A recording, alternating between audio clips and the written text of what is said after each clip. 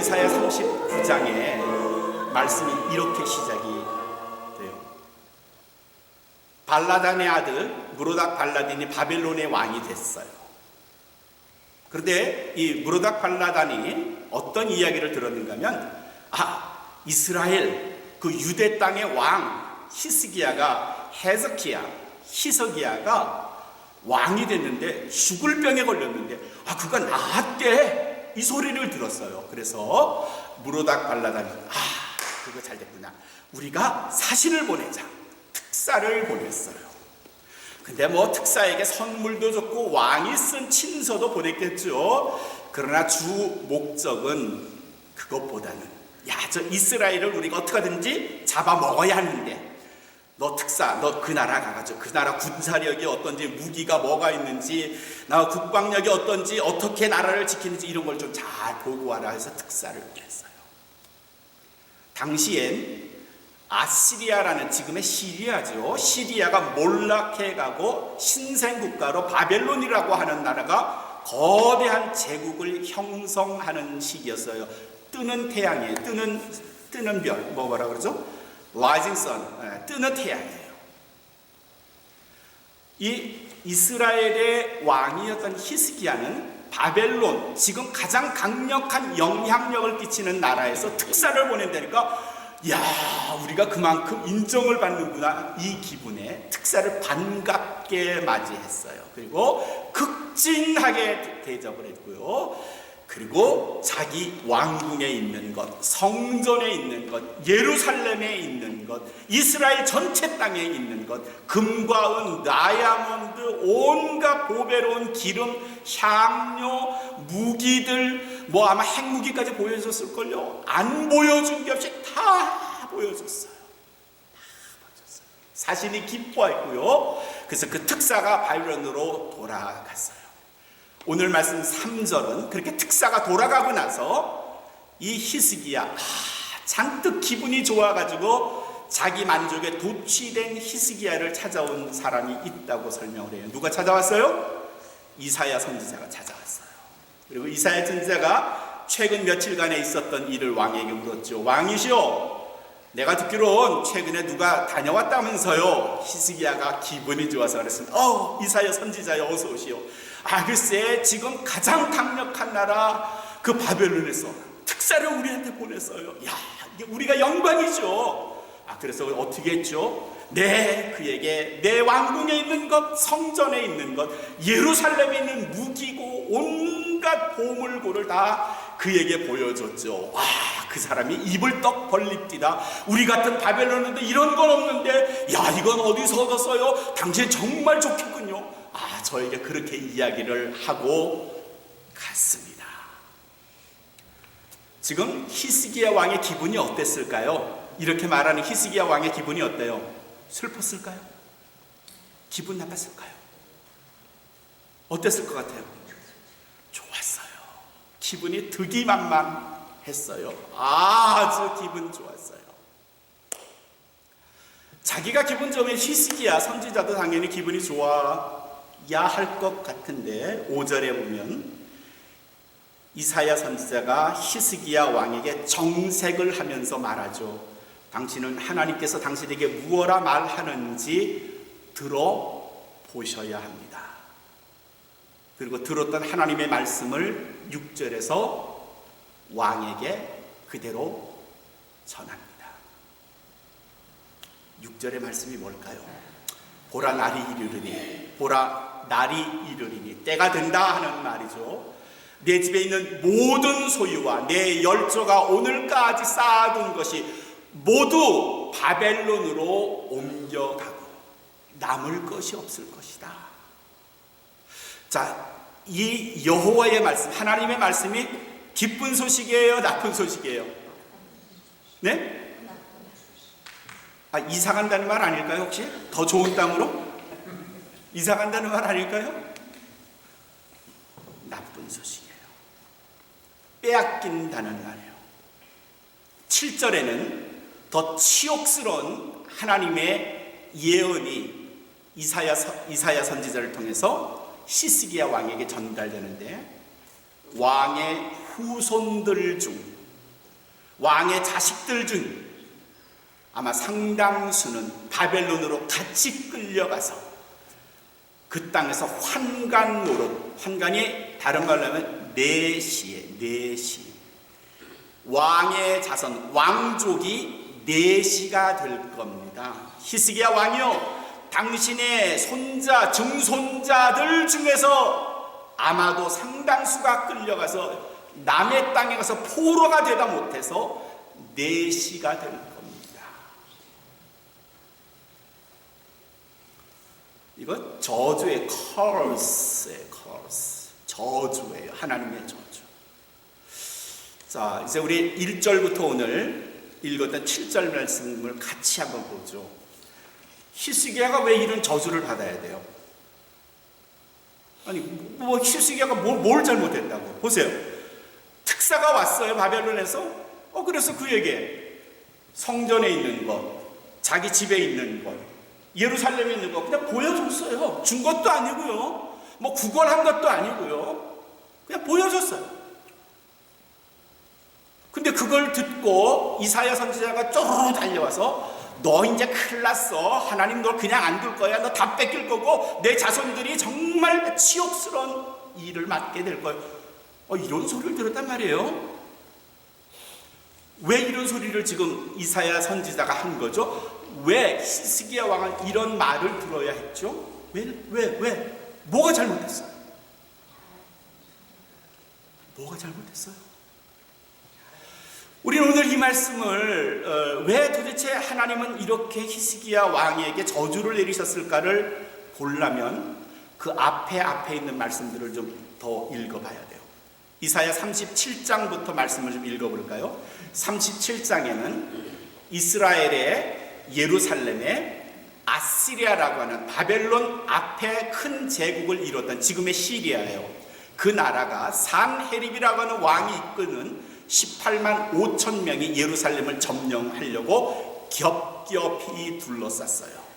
18만 5천 명이 예루살렘을 둘러쌌더니 도망갈 구석은 없고요, 양식은 떨어져 가고요, 물은 없고요, 굶어 죽거나 항복하거나 전쟁에서 몰살하는 것 외에는 방법이 없어요. 이 참담한 상황에서 하나님을 치욕스럽게 하는 글들이 아시리아에서 히스기야 왕에게 전달됐고요. 히스기야 왕은 그걸 가지고, 그 편지를 가지고 분이 떨려서 성전에 가서 통곡하며 하나님께 기도했어요. 그랬더니 하나님이 그 밤에 하나님의 천사가, 하나님의 군사가 18만 5천 명을 전멸시켰어요. 산헤립 왕은 혼비백산에서 자기 땅으로 돌아갔고 결국 나라가 괴멸되고 말았어요. 이사야 37장에서 히스기야 왕은 전쟁 중에 함께 하시는 하나님의 은혜를 자기의 눈으로 목격하고 그 하나님, 살아계신 하나님으로 인하여서 깊이 감동을 받았어요. 38장 그 다음 장엔 히스기야 개인적인 일이 일어났어요. 히스기야 왕의 시름 알았어요. 백약이 무효예요. 침을 맞아도요, 병원에 가서 주사를 맞아도 낫질 않아요. 어느 날 히스기야가 앓고 있는데 이사야 선지자가 신방을 왔어요. 자기를 위해서 기도해 주겠거니 했지만 이사야 선지자는 다짜고짜 왕에게, 왕이시여, 당신이 지금 앓고 있는 병은 나을 병이 아닙니다. 일어나지 못하실 겁니다. 당신은 죽으실 거고요, 나라에서는 당신의 장례식을 곧 치러야 할 겁니다. 그렇게 알고 죽으세요. 그리고 가버렸어. 이 야속한 이사야 선지자. 그 소리를 듣고 히스기야 왕이 억울하고 분통하겠지만 성경은 벽을 향하여 통곡했다, 그렇게 기록하고 있어요. 하나님, 제가 하나님 앞에 범죄한 일이었고 하나님의 신실한 사람으로 살려고 노력했는데 기회를 한 번 더 주십시오. Give me one more time. Give me a chance. Give me a chance one more time. 한 번만 더 기회를 주세요. 눈물로 기도하는 통곡의 소리를 하나님께서 들으시고 이사야가 그 궁궐을 떠나기도 전에 하나님의 응답이 왔는데 내가 15년을 더 살 거야. 15년을 더 산다. 시한부 인생 곧 죽어야 할 히스기야 왕을 하나님께서는 살려주시는 거예요. 이사야 37장에서는 전쟁으로 인해서 나라가 괴멸될 뻔한 걸 하나님의 은혜로 살려주셨고, 38장 그 다음 장에선 죽을 병에 쌓여 있었던 히스기야 왕을 하나님께서 개인적으로 살려주신 은혜를 베푸신 장이 38장이고요. 그렇게 37장과 38장에서 하나님의 엄청난 은혜를 입었던 히스기야 왕이 39장에서는 뜻밖의 하나님으로부터의 저주, 심판을 선언받는데, 그 소식을 듣고 자기 나라를 찾아왔던 바벨론 특사에게 히스기야 왕이 보여준 건 자기가 가지고 있는 번쩍이는 것, 보배로운 것, 남이 갖지 못한 것, 온통 이것들로 입자랑을 했더니 하나님은 진노하신 거예요. 이제 왜 하나님이 진노하셨는지 아시겠어요? 왜 하나님이 그렇게 화가 나 계신지 아시겠어요? 왜 하나님이 히스기야 왕에게 너의 가진 모든 것, 내 열조가 쌓아둔 모든 것이 바벨론으로 옮긴 바 되고 내 후손들은 그 땅에서 환관이 될 것이다 라고 말씀하셨는지 아시겠어요? 히스기야 왕이 보여줘야 했던 건, 이방인에게 보여줘야 했던 건 왕궁에 있는 보물, 무기가 아니라 성전에 살아 계신 하나님을, 그 하나님을 보여줘야 했어요. 내가 죽을 위기에 있었지만 이 나라가 풍전등화의 위기 속에서 아수르 18만 5천 명의 위협 속에서 나라가 멸망당할 뻔했지만 그때마다 우리를 구원하신 분은 하나님이십니다. 바벨론 사신이시여, 당신도 당신의 무기를 믿지 마시고 살아계신 하나님을 믿으시지요. 이쯤 했어야 됐어요. 이쯤 했어야 했어요. 이렇게 하나님을 자랑해야 했어요. 근데 히스기야 왕 흥분했고요, 들떴고요. 그래서 손에 잡히는 것, 만질 수 있는 것, 보이는 것, 그것이 자신의 자랑 전부인 것처럼 바벨론 특사에게 자랑했더니 그것이 하나님을 진노케 하는 겁니다. 히스기야 왕은 오늘날 우리들이에요. 저하고 여러분들이에요. 우리 히스기야 왕이 겪었던 18만 5천 명 아시리아의 군대가 쳐들어왔을 때처럼 그런 인생의 위기를 느끼고 또 그런 어려움들을 극복하기도 해요. 38장에서 히스기야 왕이 겪었던 개인적인 일, 죽을 병에서 살아나는 것, 이건 우리의 육체 혹은 우리의 마음의 상처로부터 우리가 치유되며 신앙을 통해서 우리가 하나님의 은혜, 그 은혜를 체험하고 겪었던 것을 의미할 수 있어요. 우리 이민 생활에서 쉽지 않죠. 고난을 말하라면 정말 많고요. 내 이야기를 쓴다면 정말 소설책 몇 권 쓴다, 보통 그렇게 말하지요. 누군가가 한국에서 친구가 찾아왔죠. 30년 만에 동창이 찾아왔고요. 50년 만에 어릴 적 친구가 찾아왔어요. 야, 너 이민 생활에 성공했구나. 그래도 너 이렇게 잘 살았구나. 자녀들 이렇게 잘 됐구나. 우리가 사는 것 보고 그 친구도 덩달아 좋아하죠. 근데 그 친구한테 뭐라고 해요? 그 친구한테 뭐라고 말하죠, 우리? 야, 내가 그때 이 가게를 인수해가지고 잘 됐고, 내 자녀들한테 내가 이렇게 공부시켰더니 잘 됐고, 내가 어디에 투자를 했더니 잘 됐고, 너 우리 집에 한번 와봐. 그냥 친구를 공항에 모시고 날 때 자기 집에서 제일 좋은 차 타고 쫙 나와서 공항에 가지고 멋진 식당에서 베풀고 그냥 좋은 집에서 재우고 그냥 막 식사처럼 대접해서 가면 친구가 야, 걔 미국에서 성공했어. 이쯤 되죠. 우리의 흔한 얘기들. 근데 빠진 게 있죠. 빠진 게 있어요. 우리가 그 친구한테 뭘 말해줘야 됐죠? 뭘 보여줘야 됐어요? 뭘 자랑해야 했어요? 내 삶에서 나와 함께 하신 하나님, 나의 극심한 인생의 위기 속에서, 질병 속에서 나와 함께 하신 하나님, 그 하나님을 소개해 주는 일이, 난 한국에선 개망나니처럼 살았고 신앙생활도 없고 늘 술에 취해 살았지만 미국 와서 내가 정신 차렸지. 내가 교회를 다니기 시작했단다. 내가 세례를 받은 거야. 예수님의 은혜를 한 거야. 내가 십자가가 뭔지 한 거야. 그래서 어렵고 힘들 때마다, 절망할 때마다 내가 십자가 밑에서 기도했지. 십자가를 붙들고 기도했지. 그리고 신실하신 하나님은 그때마다 나를 배반하지 않으시고 외면하지 않으시고 내 기도에 응답해 주셨단다. 나를 도와주셨단다. 생각하지도 못했던 일들이 척척척 일어나질 않나. 기적 같은 일들이 나를 구원해 주질 않나. 그렇게 우리가 이야기를 해야 되는데, 그렇게 이야기를 하려면 뭔가 부끄러운 거예요. 저 친구가 한국에서 내가 어떻게 사는 걸 아는데 내 입에서 하나님 소리 나고 예수님 소리 나고 신앙 얘기 나고 기도 얘기 나오면 괜히 창피한 것 같고 멋쩍은 것 같으니까 그 이야기는 송두리째 빼버리고요.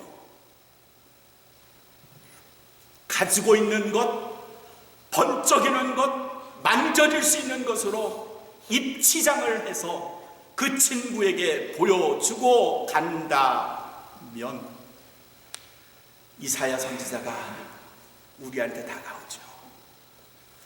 아이, 김종환 목사, 자네 친구한테 뭘 보여준 거지? 뭐라 말하는 거야? 뭘 이야기했지? 뭘 자랑했지? 아니, 뭘 자랑해야 하는 거지? 네가 지금 무엇을 말해야 하는 건지 모르는 거야?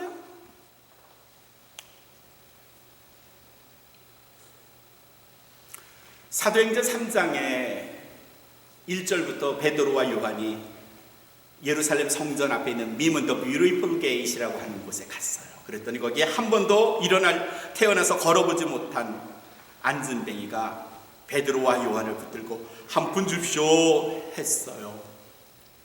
베드로가 그 가엾은 사람을 보고, 그래, 내가 은저 한 세계를 너에게 주마, 그렇게 말하지 않고요. I do not have silver or gold. 나는 은과 금은 없습니다. But what I do have. 내가 가지고 있는 것을 I give you. 내가 당신에게 주는데, in the name of the Jesus Christ of Nazareth. 예수 그리스도의 이름으로 너에게 말하는데, 걸어라. 은과 금은 나에게 없지만 내가 자랑할 만한 한 가지가 있는데, 그건 나사렛 예수 그리스도의 이름. 그 이름으로 너한테 말하고 명령하노니 일어나 걸으세요. 예수 그리스도를 자랑한 거죠. 그 사람이 한 번도 걸어보지 못한 사람이 자기가 깔고 앉았던 것을 들고 일어나 펄쩍펄쩍 부여있어요. 무엇을 보여준 겁니까? 무엇을 보여준 겁니까? 사도 바울이 자기 개척에서 자기를 때로 배척했던 교인들, 고린도 교인들에게 한 유명한 말씀이 고린도전서 15장 31절에 기록이 됐어요. 내가 여러분들을 얼마나 사랑하고 얼마나 아끼는지 나의 자랑을 여러분에게 말할 수 있는데 단언코 내가 분명하게 말할 수 있지만 나는 날마다 죽습니다. I face this every day. I face this. 나는 날마다 죽는 위험에 처합니다. 나는 날마다 죽을 위험에 처합니다. 내 자랑은 그것뿐입니다. 왜 죽는다는 거예요? 십자가 앞에서 끊임없이 자기를 죽이는 바울 자신을 이야기하는 거예요. 십자가 앞에서 나는 죽었습니다. 나는 없습니다. 오직 나는 죽었고 그리스도만 살아 계시기 때문입니다. 이게 바울의 자랑이에요. 이게 바울의 자랑이에요. 그래서 고린도후서 10장 17절에서 바울은 말합니다. 자랑하시려고요? 자랑하고 싶으세요? 자랑하실 거예요? 그러면 그리스도 안에서 주님 앞에서 하세요. 자랑하는 자가 있거든 주님 앞에서 주의 이름으로 자랑하라고 그랬어요. 뭘 자랑하십니까? 우리는 의외로 세상의 것에 대해서 담대하다고 말하지만 약해요. 정말 약해요. 오랜만에 동창회 나가고요, 개모임 나가고 어쩌고저쩌고 하면요, 내 친한 친구가 나보다 좋은 것 타고 왔거나 가지고 있거나 입고 있거나 뭐 자랑하면요 괜히 기죽어요. 괜히 기죽어요. 세상의 것에 대해서 아주 약해요. 남이 나보다 좋으면, 남의 자녀가 나의 자녀보다 잘 되는 것 같으면, 남편의 연봉이 내 남편의 연봉보다 높은 것 같으면 괜히 기죽어요. 그게 밖에서만 그런 게 아니고요, 목사님들도 그래요. 아마 여러분 집사님, 권사님, 장로님들도 그렇고요. 나는 집사인데 저분이 권사라고 괜히 그냥 이렇게 고개를 못 숙여요. 목사님들 중에도 저 목사님은 큰 교회 목사님인데 나는 조그만 교회 목사님이면요 괜히 기죽어요. 그게 우리가 기죽을 일인가요? 그리스도 안에서 바울은 날마다 죽노라, I face death every day 그랬는데, 내가 죽으면 나는 자랑할 것도 없는데 우리는 그걸 자랑해요. 우리 조금 전에 불렀던 찬양에 이런 가사가 있어요. 헛된 영화 바라보면 사랑할 수도 없어, 잠시 머물 이 세상은 헛된 것들 뿐이니. 잠시 머물 이 세상은 헛된 것들 뿐이니. 번쩍이는 게 내 영혼의 보탬이 되는 건 아니고요, 값비싼 게 내 영혼을 도와줄 수는 없는 거고요. 그러나 우리는 속절없이 그리스도인이면서도 세상의 것에 한없는 부러움을 느끼고요, 기가 죽고요, 거기에 고개를 숙여요. 우리 그리스도인들이 그래야 할 사람들입니까?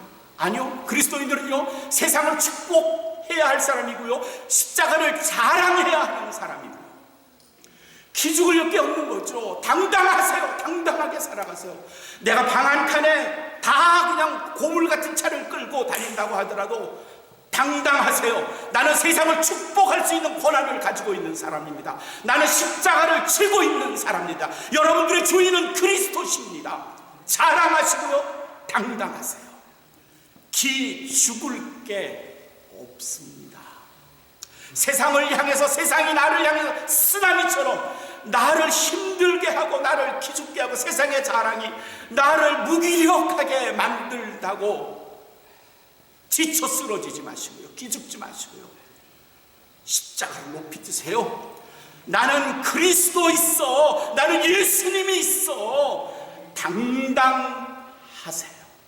사도 바울이 외친 것처럼 그리스도의 십자가로 인해서 그가 어느 곳에 가든지 나는 날마다 십자가 안에서 죽습니다 라고 말한 것처럼, 사랑하는 성도 여러분, 세상을 변화시키고요, 세상을 축복하시고요, 세상을 구원하실 능력이 우리에게 주어졌다는 사실에 누구를 만나시든지, 그가 나보다 잘 살건 좋은 환경이건 뭐건, 오직 예수 그리스도 그분만을 사랑하시는 우리 운마음계 모든 성도가 되시기를 주님의 이름으로 축원합니다. 축원합니다.